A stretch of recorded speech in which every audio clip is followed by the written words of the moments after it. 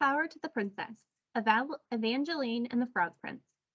In olden times, when people visited wishing wells regularly, there lived a king with 5 daughters. 4 of them had been recognized for their special talents. One was a celebrated ballerina, the other a brilliant chef who worked magic with knives. Another painted frescoes while balancing on scaffolds and tall towers, and the last raced horses while standing on top of them. These 4 princesses were all nimble and deft. Evangeline, Evan, the 5th princess, was different. Evan lacked grace, poise, and dexterity. Instead, she forever dropped balls, slipped with stacked dishes, bumped into furniture, and hit her head on doorways. Next to the king's castle there was a large, dark forest. In the forest was an old linden tree, and beside the linden tree there was a well. In the forest, Evan watched caterpillars, collected lightning bugs, and sketched the wildlife that gathered near the linden tree. She spent as much time by the well as she could, trying to wish her woes away and begging for a cure for clumsiness. Come on, Wishing Well, all my sisters are so light-footed and elegant. Can't I just have a morsel of that? Evan pleaded. After many ungranted wishes, Evan decided to take matters into her own hands.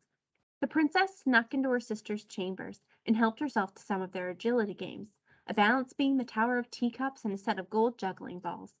The balance beam proved difficult to maneuver, and Evan always landed with a thud. The stack of teacups came to a clatter every time she tried to carry them down the hall. Can you practice that somewhere else? Evan's sisters yelled, so Evan set off for the linden tree with a set of golden juggling balls. Well, she said to the wishing well, if you can't help me, I'll sort this myself. I'm going to learn how to juggle. That will surely cure my clumsiness. The golden balls went up, the golden balls went down, and sadly not one landed in Evan's palm. She practiced and chased balls all afternoon. Just as the day was nearing to a close, she gave them one last grand toss. Of course they did not fall into her hands, but instead fell to the ground and rolled right into the well. Ah! Grrr! Evan stomped her foot and let off steam. Those were borrowed, she lamented. But suddenly she heard a voice from the darkness of the well. What is the matter, princess? Evan looked closely into the water to see where the voice was coming from and saw a frog. Oh, hey, frog, he said, disappointed. I'm upset because my sister's golden juggling balls have fallen into the well. Not to worry, answered the frog. I can help you. You'll just owe me a favor. Whatever you want. I've got a lot of fancy things I never even wear or use, as I'm far too clumsy. I can loan you something. The frog answered, I do not want your finery. I'd probably get it all slimy. I'm just looking for a companion and playmate. Maybe I could join you tonight for supper. If you promise this, I'll dive down and bring your golden balls back. Oh, that'd be great, Evan said. I promise, no problem. But she thought to herself, my family will surely think I'm uncouth if I bring home a frog. As soon as the frog heard her say yes, he dove to the bottom of the well. He paddled back up a short time later with the golden juggling balls in his mouth and balanced them on his head. The princess was filled with joy when she saw her sister's items again. She packed them up and ran off, totally forgetting her promise to the frog. Wait, wait, called the frog. Take me along. I cannot run as fast as you. But Evan had hurried ahead and left the frog behind. Later that day, the princess sat down to supper with the king and her sisters and all the people of the court. It was a fancy feast, so Evan tucked her napkin around her neck and was trying her best not to spill. The room was super quiet, and everyone could hear the chewing and swallowing, the slurping and the wiping. Then, as she stirred her broth, Evan thought she heard another wet sound. Drip, drop, drip, drop. She checked her dish. It sounded like it was coming from outside on the marble steps. Flip, flop, flip, flop. The sound grew louder, and people began to take notice. Soon there came a knock at the door, and a voice called out, Princess, I've come for supper. Is now a good time? Who could that be? Asked the king. Evan, see if they'll join us, will you? Evan rose from the table and ran to see who was outside.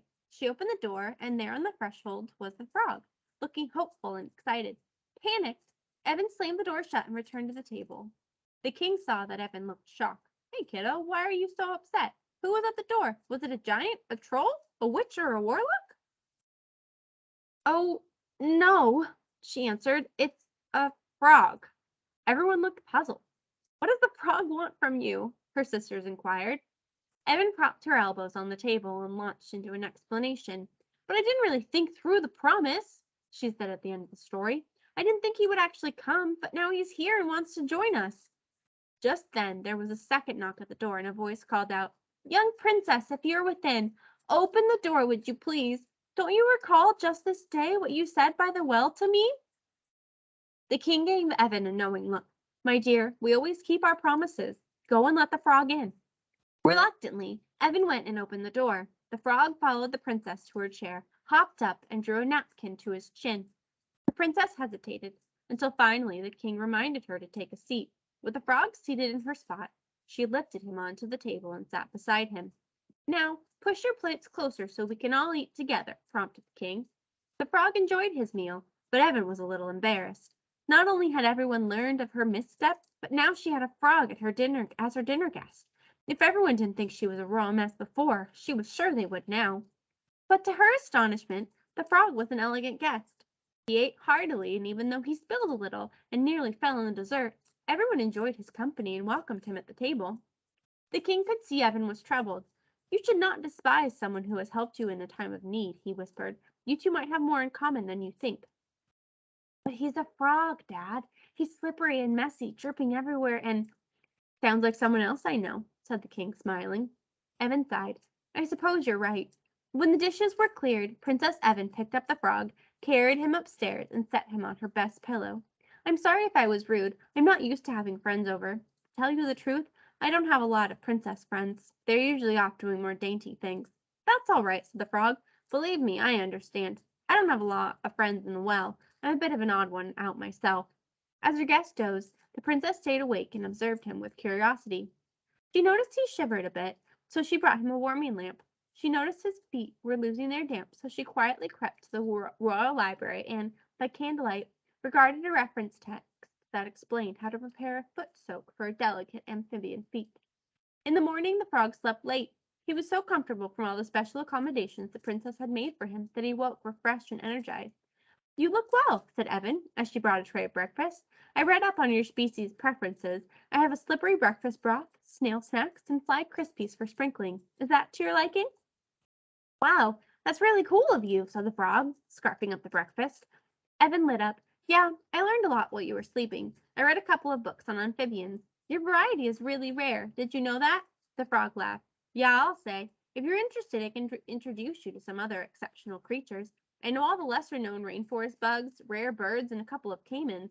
Oh, that'd be so cool, Evan nodded. And with that, the two packed a backpack for jungle exploring, grabbed a netted hat and hiking boots for Evan, and set off for the rainforest. The frog hopped ahead and rattled off facts about endangered and exotic creatures.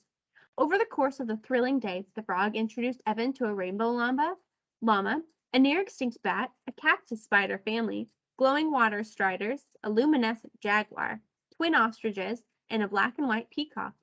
Evan took copious notes and sketches and asked all sorts of questions about nutrition, sleep patterns, and coloring.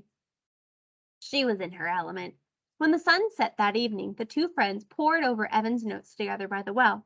Thanks for a super day, the princess beamed. You're welcome to supper with us any time. You know so much about the animals hidden in our forest. I can't wait to learn more.